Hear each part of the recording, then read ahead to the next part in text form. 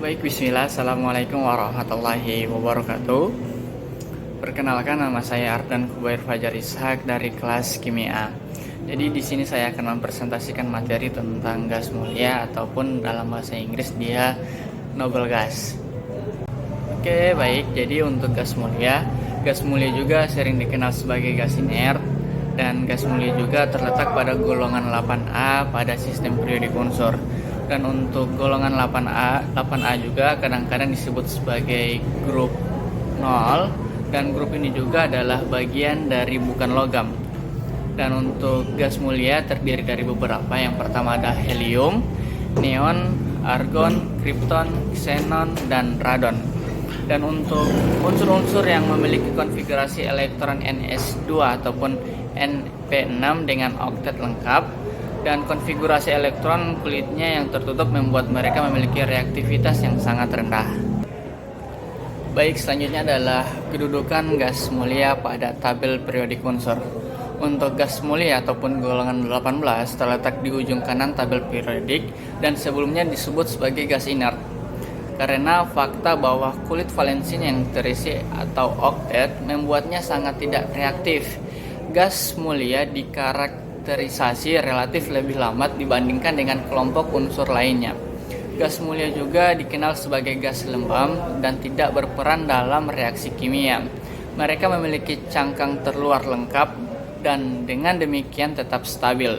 Mereka umumnya tidak bergabung dengan zat lain, juga tidak dipengaruhi oleh agen pengoksidasi atau oleh agen pereduksi. Mereka ditempatkan di grup 18 atau 8A. Karena kulit terluar lengkap, valensinya 0, maka kelompok 8A juga disebut sebagai kelompok 0. Baik, selanjutnya adalah sumber dari gas mulia. Semua gas inert kecuali helium dan radon diperoleh dengan distilasi fraksional udara cair. Sumber utama helium adalah dari pemisahan kriogenik gas alam. Gas mulia yang sering melimpah di udara adalah argon, tetapi karena komponen utama matahari dan bintang adalah helium, helium juga merupakan gas mulia yang paling melimpah di alam semesta. Helium juga terkandung dalam gas alam akibat peluruhan zat radioaktif. Neon argon ditemukan di udara kering dan di bawah kerak bumi, sedangkan krypton dan xenon hanya ditemukan di udara kering. Radon gas inert radioaktif dihasilkan dari peluruhan radioaktif unsur yang lebih berat, termasuk radium, thorium, dan uranium. Baik, selanjutnya adalah isolasi gas mulia. Di alam, gas mulia berada dalam bentuk monoatomik karena bersifat tidak reaktif. Oleh karena itu, ekstraksi gas mulia umumnya menggunakan pemisahan secara fisis. Yang pertama adalah ekstraksi helium dari gas alam. Gas alam mengandung hidrokarbon dan zat seperti CO2 uap air, helium, dan pengotor lainnya. Untuk mengekstraksi helium dari gas alam digunakan proses pengembunan. Pada tahap awal, CO2 dan uap air terlebih dahulu dipisahkan. Hal ini karena pada proses pengembunan, CO2 dan uap air dapat membentuk padatan yang menyebabkan penyumbatan pipa. Kemudian gas alam diembunkan pada suhu di bawah suhu pengembunan hidrokarbon, tetapi di atas suhu pengembunan helium. Dengan demikian, diperoleh produk berupa campuran gas yang mengandung 50% helium, N2, dan pengotor lainnya. Selanjutnya, helium dimurnikan dengan proses antara lain. Yang pertama adalah proses kriogenik ataupun menghasilkan dingin. Campuran gas diberi tekanan lalu didinginkan dengan cepat agar N2 pengembun sehingga dapat dipisahkan. Sisa campuran dilewatkan melalui arang reaktivasi yang akan menyerap pengotor sehingga diperoleh helium yang sangat murni. Yang kedua adalah proses adsorpsi. Campuran gas dilewatkan melalui bahan penyerap yang secara selektif menyerap pengotor. Proses ini menghasilkan helium dengan kemurnian 99,997% atau lebih. Baik, yang kedua adalah ekstraksi helium, neon, argon, krypton, xenon dari udara. Proses yang digunakan disebut teknologi pemisahan udara. Pada tahap awal, CO2 dan uap air dipisahkan terlebih dahulu. Kemudian, Udara diembunkan dengan pemberian tekanan 200 atm, diikuti pendinginan cepat. Sebagian besar udara akan membentuk fase cair dengan kandungan gas mulia yang lebih banyak, yakni 60% gas mulia argon, krypton, xenon, dan sisanya 30% O2 dan 10% N2. Sisa udara yang mengandung helium dan neon tidak mengembun karena titik didih kedua gas tersebut sangat rendah. Selanjutnya, argon, krypton, dan xenon dalam udara cair dipisahkan menggunakan proses antara lain. Yang pertama adalah proses adsorpsi. Pertama, O2 dan N2 dipisahkan terlebih dahulu menggunakan reaksi kimia. O2 direaksikan dengan Cu panas, lalu N2 direaksikan dengan Mg. Sisa campuran argon, xenon, dan krypton kemudian akan diadsorpsi oleh arang teraktivasi. Sewaktu arang dipanaskan perlahan pada kisaran suhu tertentu, setiap gas akan terabsorpsi atau keluar dari arang. Argon diperoleh pada suhu sekitar minus 80 derajat Celcius, sementara krypton dan xenon pada suhu yang lebih tinggi. Yang kedua adalah proses distilasi fraksional. Pemisahan udara cair menjadi komponen-komponennya dapat dilakukan dengan penyulingan bertahap seperti dijelaskan pada gambar berikut. Udara bersih dimasukkan ke dalam kompresor. Pada kompresor udara diberi tekanan. Kemudian udara didinginkan dalam unit pendinginan sehingga udara mencair. Namun tidak semuanya mencair. Yang tidak mencair itu adalah CO2. Lalu udara dingin masuk ke celah pengembang. Yang tidak mencair yaitu CO2 akan keluar melalui celah pengembang dan yang cair akan masuk ke udara cair. Kemudian disaring udara cair disaring untuk memisahkan CO2 dan hidrokarbon lemah dan kemudian didestilasi dan udara cair masuk ke kolom penyulingan. Lalu dipanaskan pada suhu antara minus 195,7 derajat Celcius sampai minus 185,8 derajat Celcius sehingga nitrogen akan menguap dan keluar menjadi gas. Setelah semua gas nitrogen keluar, lalu dipanaskan lagi pada suhu antara minus 185,86 sampai minus 183,1 derajat Celcius sehingga argon akan menguap dan keluar menjadi gas.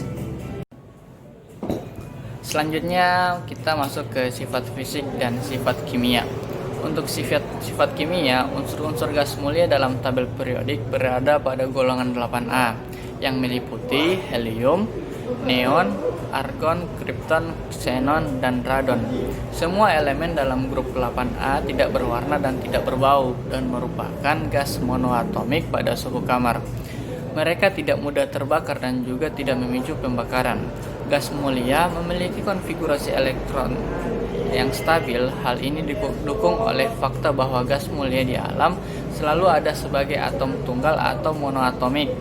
Unsur golongan 8A mempunyai konfigurasi elektron penuh. Oleh karena itu, unsur-unsur tersebut di alam tidak ditemukan dalam bentuk senyawa dan selama bertahun-tahun dianggap unsur inert atau non-reaktif.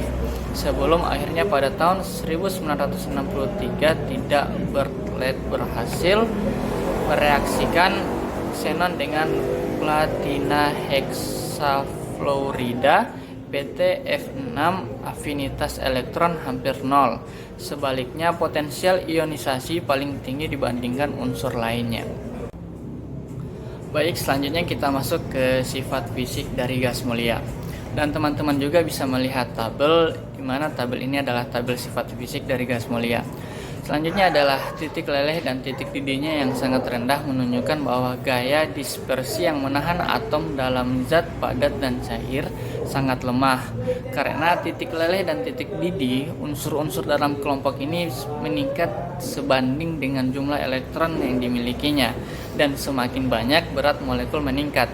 Karena dengan lebih banyak elektron, maka polarisasi meningkat dan kenaikan berat molekul menyebabkan gaya antar molekul meningkat. Semakin banyak elektron yang Anda miliki, semakin besar kemampuan efek induksi sehingga menyebabkan gaya antar molekul meningkat atau gaya van der Waals. Berat molekul menunjukkan jumlah elektron parsial positif lebih kuat dari parsial negatif. Kemampuan membentuk parsial besar negatif dan parsial positif menyebabkan interaksi menjadi kuat dan energi yang dibutuhkan besar sehingga titik didihnya tinggi. Energi ionisasi dari unsur helium ke xenon semakin kecil. Hal ini dikarenakan jari-jari atom semakin besar sehingga elektron terluar akan semakin jauh dari inti atau gaya tarik atom semakin melemah. Sehingga elektron terluar semakin jauh dari atom, elektron lebih mudah dilepaskan.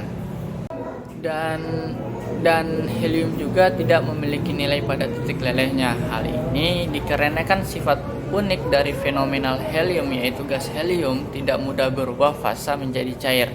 Pada tekanan atmosfer hanya berubah menjadi fase cair setelah didinginkan ke suhu 4,2 derajat sekitar minus 268,9 derajat Celcius. Selanjutnya, jika helium cair didinginkan secara terus-menerus, ternyata helium tersebut tidak membeku walaupun telah mencapai suhu mendekati 0 derajat Kelvin atau minus 273,15 derajat Celcius. Ini karena massa atom helium sangat kecil dan interaksi antara atom sangat lemah. Pada saat helium didinginkan, terdapat keanehan pada densitasnya, yaitu densitasnya terus meningkat namun mencapai maksimum pada temperatur 2,17 derajat Kelvin. Di bawah temperatur tersebut densitasnya menurun dan kemudian cenderung tidak bergerak. Baik, selanjutnya kita masuk ke kegunaan gas mulia. Gas mulia digunakan untuk membentuk atmosfer lembab, melindungi spesimen, dan mencegah reaksi kimia atau untuk mencegah oksidasi. Yang pertama untuk kegunaan dari helium yaitu pencitraan resonansi magnetik, gas pembawa, industri semikonduktor, pengerasan logam, kromatografi gas, pengelasan busur perlindung gas, dan membersihkan dan memberi tekanan. Baik, yang kedua adalah argon. Argon juga digunakan untuk mengisi beberapa jenis bola lampu di mana ia mengalirkan panas dari filamen. Argon juga digunakan sebagai gas pembawa saat melakukan berbagai investigasi analitik, misalnya spektrometri optik, spektrometri serapan atom, maupun kromatografi gas ICP-MS atau ICP-OES. Dan yang ketiga adalah kripton. Kripton juga memberikan cahaya putih yang intens ketika arus listrik melewatinya dan digunakan di bandara karena ada lampu landasan pacu yang digunakan. Dan selanjutnya digunakan dalam laser untuk operasi mata, untuk menghentikan pendarahan pada retina, di mercusuar, dan jenis lampu lainnya. Dan selanjutnya adalah xenon. Xenon juga digunakan dalam berbagai jenis tabung elektron, lampu, laser, dan tabung flash fotografi kecepatan tinggi. Dan yang terakhir adalah radon. Radon juga digunakan untuk mengobati kanker dengan radioterapi karena bersifat radioaktif. Namun karena radon bersifat radioaktif itu juga merupakan bahaya pada lingkungan. Sekian presentasi gas mulia dari saya. Lebih kurangnya saya mohon maaf. Syukran jazakumullahu khairan. Wabillahi taufiq wal hidayah. Wassalamualaikum warahmatullahi wabarakatuh.